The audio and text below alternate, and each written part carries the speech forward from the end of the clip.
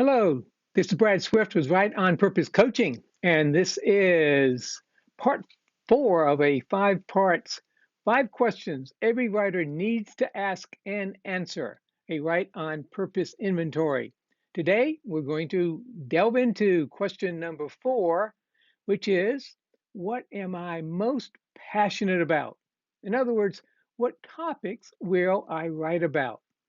Now, by this time, you can probably see how these questions begin to mesh together to provide you with additional focus and direction with your writing aspirations.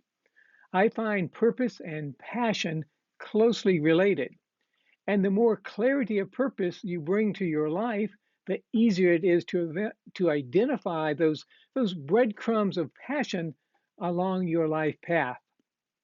As I wrote in one of my books, Life on Purpose, Six Passages to an Inspired Life, while you may not always know where the breadcrumbs of your passion are leading you, you will never be disappointed in where you end up. That was the case with my writing and coaching combo career for sure. One of the pivotal times in my life path was while much of my time was spent as a freelance writer for regional and national magazines. And I started to become a little bit bored with writing just about pets and their health. During this time, my own coaching was bending more towards helping people clarify their life purpose. So I started following those breadcrumbs. One of the articles that I wrote during that time was about Bill Irwin's profile and his seeing eye dog Orient. Now, Bill was the first blind man to ever walk the entire Appalachian Trail, along with a lot of help, of course, from his canine companion. And lucky for me, the two of them lived just a town over from where I lived. You can read the article Orient Express on my website, and I'll put the link to that in my show notes. So, as I continued to follow that trail of breadcrumbs, I thought, wouldn't it be great if I could write more articles about people living on purpose? And so I created my first project Purpose, which was to write and publish articles about people and institutions whose lives and missions are dedicated to a bold and inspired purpose or vision. I then turned on my writer's radar to start finding such people and organizations, and then submitting those query letters to magazines looking for such profiles, in which I described my own pet writing project. And hey, guess what? It worked. Before long, I started getting assignments about all sorts of purposeful people. And suddenly, I was no longer bored with my writing. What I didn't expect was what happened next.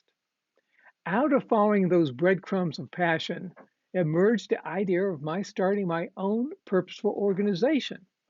After all, so many of the people I profiled expressed their life purpose in some organized way, either as a nonprofit or a for-profit enterprise. And thus, Life on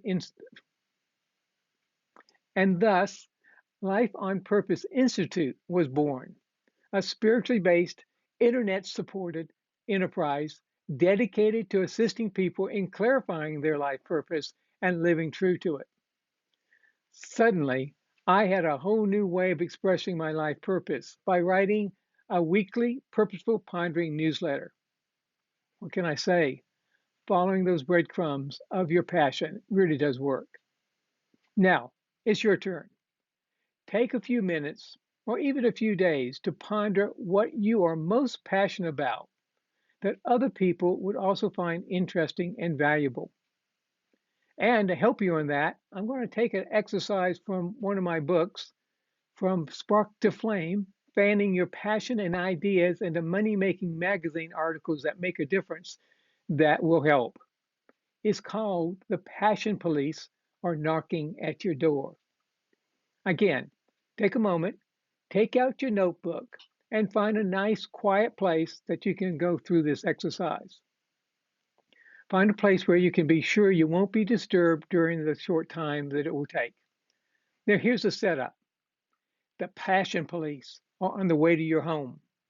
In just a few minutes, they're going to knock on your door. Their mission is to take away everything that you are passionate about. Your only hope is to write down those things in life that are really important to you. If it's not written down, the passion police will take it away, never to be in your world again. Now, be sure to be precise as possible about what you write.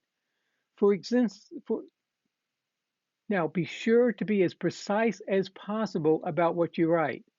For instance, if relationships are important to you, write down which relationships are most meaningful. If you're passionate about nature, write down the specific aspects of nature that matter the most to you. If you love animals, which ones do you love the most? Describe the specific details of your passion. What do you want to have in your world after the passion police leave? It must be written down, or after they're left. It must be written down, or after they've left, it won't exist in your world. Okay, now they're almost at the door. You now have 5 minutes to begin to record in your notebook everything that you're passionate about. Check your watch or your phone. Set your timer for 5 minutes. Remember, 5 minutes of writing as much as you can about what you're passionate about as fast as you can. Ready? Begin. How did you do? It's likely as you look over your list, you'll realize you missed some essential things that you want in your world. Okay, that's okay. Take a moment and write those on your list. The Passion Police were a little slow today. So, once you've made those additions, look over the list again. While you may not have listed everything you're passionate about, it's a great place to start getting ideas on what you want to write about because you're passionate about it. Now, as I always say, if you've enjoyed this video, please click the like button, subscribe to my channel, and click the bell so you'll be notified when a new video is posted. Until next time, when we will address number 5, question 5, when will I write? And what other structures and routines do I need in place? Until then, until that time, may you write on purpose.